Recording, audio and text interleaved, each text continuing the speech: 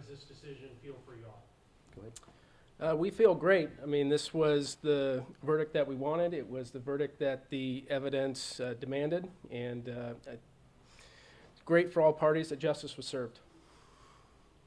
What does this mean for the family? Have you been in contact with them after this? Yeah, we just spoke to the family for a few minutes afterwards. They're relieved. They're pleased with the verdict. It's just the family of Mollie Tibbetts is just a great bunch, and they've been awesome to work with in this circumstance. Of course, it's always very tragic, and whenever something like this happens to a family like them or any family, and they've just been very supportive of everything we've done, and we just wish them the best and moving forward. Why do you think y'all won? Well, I mean, you sat through the case. I mean, the three core elements of our case had to do with the surveillance video that captured his car right when Mollie ran through, the defendant's confession at the sheriff's office on the 21st of August, and kind of cinching all that up is Mollie's blood being found in the trunk of the vehicle. So I mean, that was those were all critical parts of it. So I don't know if you have any comments on it. No, I think that's what did it. And the big thing is that he knew where the body was, and that was a big piece of the corroboration to his story.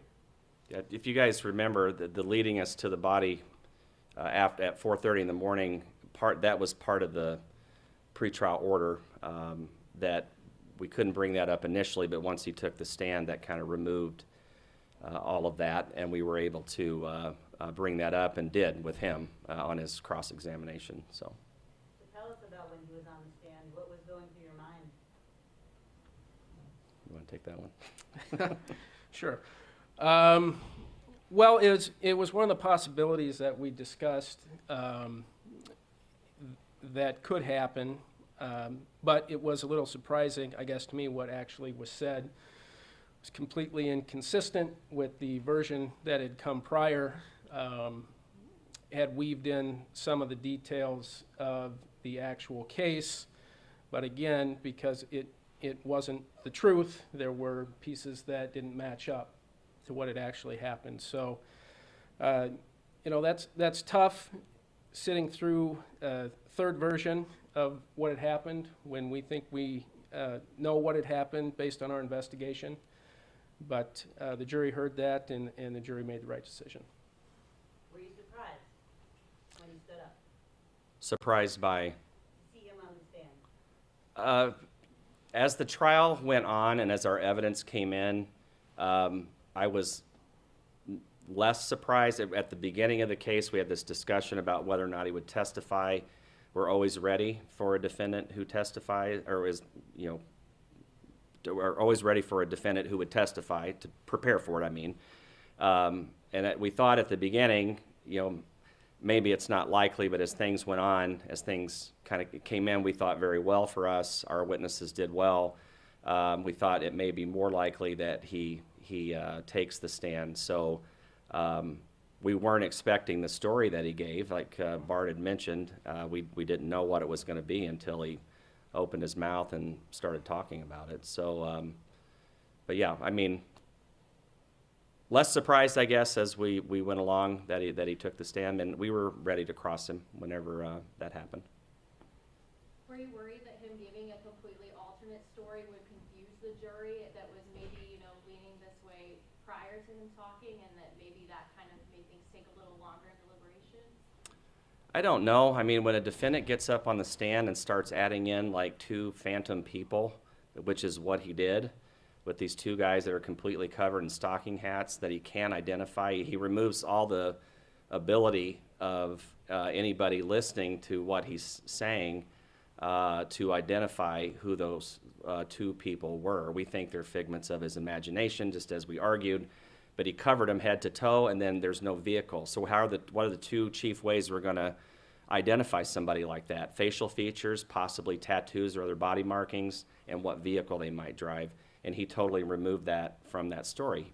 So, in that sense, he provided us no ability to confirm or deny the identity because he didn't provide enough information that would allow us to confirm or deny it.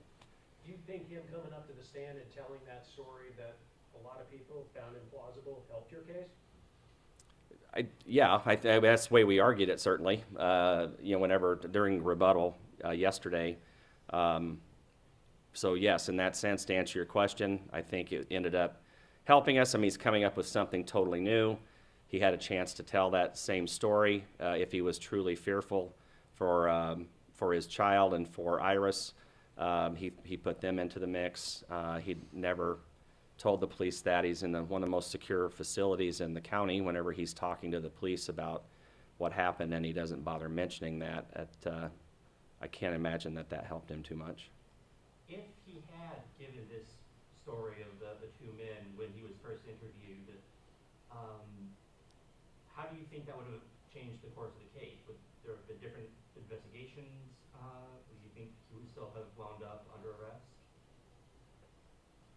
Go ahead. Well, certainly he did admit to concealing the body, and that's a crime in itself, but there would have been additional investigation to find these two individuals that he claimed were there. I mean, the officers involved wouldn't have ignored that. But that's something that was omitted from his first version. His first version, when he said that he had seen Mollie in all the evidence that was presented at the trial, that was a complete and coherent story, and that's what the investigators followed. And if it had been something different, the facts had been different, they would have followed those facts. To do the buccal swabs that the defense accused the investigators of not collecting in their closings and throughout the case, what happened to them? Why weren't they collected? The collections that were done at Yerby Farms. Where's the broader neighborhood canvas? I think they mentioned Ron, those alternate persons of interest. Why weren't they collected? Well, there was no reason to collect them, in my estimation, I think Bart's as well. If there would have been, we would have sought a warrant to get it. The other people that they raised as potential suspects, I mean, literally, as I argued, were literally run to the ground. They looked at them, they examined what opportunity they would potentially have had. They're looking for anybody, any other suspects, any other leads. That's what investigators do. When we got the break with the vehicle and in the video, thank goodness the two agents that were watching that video saw the little shadow go across the back of that frame. Had they not seen that, I don't know where this case ends up. I mean, I would tell you the police investigation, even though it was heavily criticized by the defense, I think our investigators did a very good job in chasing the leads that were there. Agent Valletta, Agent George, Agent Reeson, there's lots of other agents that were involved in this case, some of which you heard from. They were persistent. I mean, this is a grueling process for them, particularly when they have the shine of the media is on this case from the very beginning, and they were able to do their job despite all of that, and just keep looking and just keep trying. And they got fortunate with this video, but a lot of times in cases like this, that's what it takes. And it's not that they're lucky; they're persistent. They do their jobs well, and they should be applauded for getting us to this spot. These cases don't happen. These convictions don't happen without good, competent, more than competent, excellent investigators that we have with the Iowa Division of Criminal Investigation, our local law enforcement in Powesheik County, all the other assistants that we had with the FBI and Homeland Security. We were criticized for that in the courtroom, but if this was your loved one, if this was your daughter, if this was your son, wouldn't you want us to do that? Wouldn't you want those types of resources to be deployed and to be utilized? I certainly hope so. If it was my child that was missing, I would hope the state and the federal government would pull out all the stops to figure out where they are, help us find them, and figure out what happened to them And if it's a violent end to their life, figure out who did it. That's what happened here. And I think the officers in this case and that worked this should be applauded for their efforts and their persistence and their expertise in helping us get to this point. A question for Mr. Klaver. You, I think, were only became the Powashik County attorney a few months before all of this happened. Can you just speak to being, still fairly new in the job and having a case like this drop in your lap? Well, in a county as small as Powashik, this doesn't happen. I don't think it's common necessarily anywhere in Iowa, but Scott came down to Brooklyn very early on in the case and was a big help, and so he's shepherded this case nearly from the beginning, and so it's something I had a lot of assistance with. Was there any time in the past 2 weeks that the thought might have crossed your mind that this case could have gone the other direction? Yes, of course. I mean, I've not slept a full night. I don't think Bart has either. You're always worried what a jury's going to think of this. So, I mean, yeah.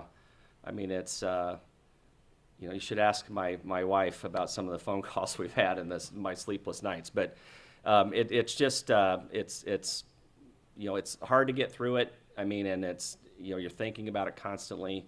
But I would tell you, I mean, this case is not about us.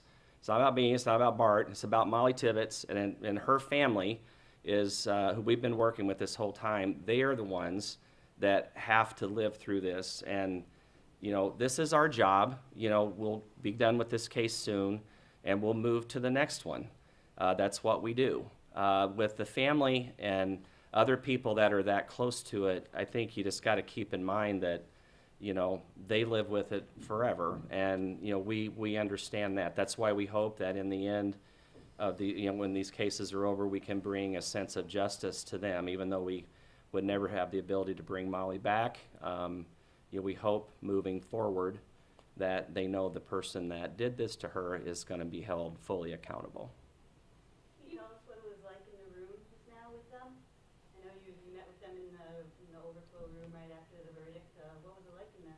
Go ahead. Emotional, certainly, and I think also a sense of relief is how I would describe it. I mean, this case has been going on for quite a while. It's been continued for various reasons, and certainly from COVID. But to get to this point, it's been a long time coming, and it's like a weight, I think, off of everyone's shoulders. And to get the result that we did also is, I think, punctuates that a little bit more. Even with the outcome that you hoped for, is there anything from this case, this process, you'll take as a learning opportunity? Yeah, I think I've been doing this quite a while. Every case I learned something about something that I did or didn't do, or how we present something. This was the first time, actually, that I've had what is a completely digital case, in the sense of we didn't have hard copy photos or exhibits. Everything was scanned in. It's on a flash drive. It's on a computer. I have used digital presentation software before for quite a while to put pictures up and things of that nature, but never kind of a paperless trial in that sense. And so that was a little bit of a challenge, and I'm glad I could get through it that way. But yeah, to answer your question, I mean, certainly we learn from a lot about how to present a case, how to make it a coherent story for the jury, to make it compelling. I mean, whenever we set out on cases, we obviously want the jury to convict. I mean, that's why we're there. We filed the charge and we have our proof that we believe is there beyond a reasonable doubt. But and we certainly want to be orderly in how we present that story and make it a compelling story for the jury. So ultimately we can gain a conviction at the end. That is what we're after. That's what we think.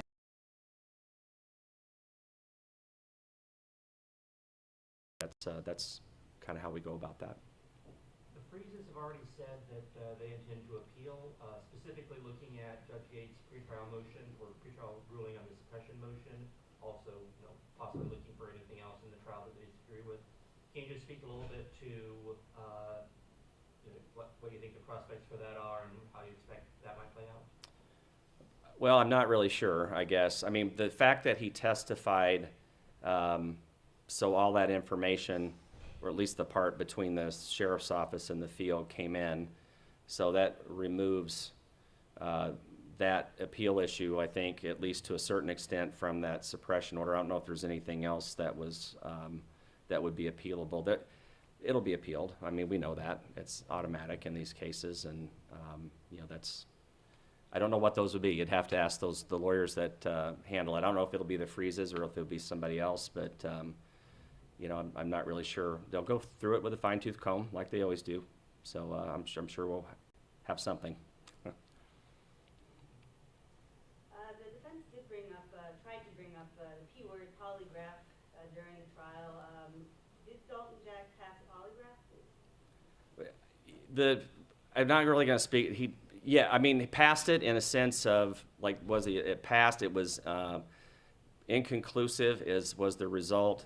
But let me just tell you about polygraphs. They're inconclusive we get that a lot on whenever polygraphs are that's the result. It doesn't mean anything. That's the whole point. Polygraphs are not admissible in court for a very good reason. And, you know, he could have been nervous and talking to the police. He could have not been feeling well. There's all sorts of things that factor into that. That's why they're not admissible. And so the fact that there was some sort of result like what I just described really does mean nothing in our mind. And, you know, there were a number of people that were, you know, where they utilized that tool, that it comes back that way. So I really don't think there's anything with regard to that result that anybody should be concerned about, or that we were hiding something from anybody. We would never do that. It's just not admissible, and there's reasons it's not admissible. So. Yeah, and just to anyone who feels like there's suspicion on Dalton Jack, or that the defense, you know, tried to cast suspicion on him, you know, what do you say to those efforts? Dalton Jack did not do this, okay? Let's just put that out of everybody's mind, okay? He was working construction in Dubuque with Jasper Construction. Dalton Jack did not do this, did not commit this murder. He was raked across the coals at trial. I thought he actually handled himself pretty well. He didn't do it. He didn't behave like a person who did it. He was not anywhere near Brooklyn on July 18th of 2018. He was distraught the next day. His boss ended up letting him go home because he could not find Mollie. If somebody like that would have committed this crime, why would they want to go anywhere near Brooklyn, Iowa? Why would they ever want to go back? Why would they ever want to have it, you know, they would want to stay as far away from there as possible. So yeah, put that out. I would like people to put it out of their minds. Dalton Jack didn't do this. He was vetted. I guarantee you he was vetted. That just like Agent Valletta described at trial, we start with people who are closest to Mollie. He was closest, well, other than maybe her immediate family, he was closest to her. He was interviewed, he was vetted, they picked through his background. Some of that came out at trial. And I can tell you from looking at all this, he did not do this. The person that did it was convicted. So they want to make Dalton Jack another suspect. That's what they tried to do. It didn't work. And it didn't work because there's no evidence that supports it. That's why. So, yeah. We're done? Any other questions? Okay, guys. Thank you. We Thanks. appreciate it. Yep.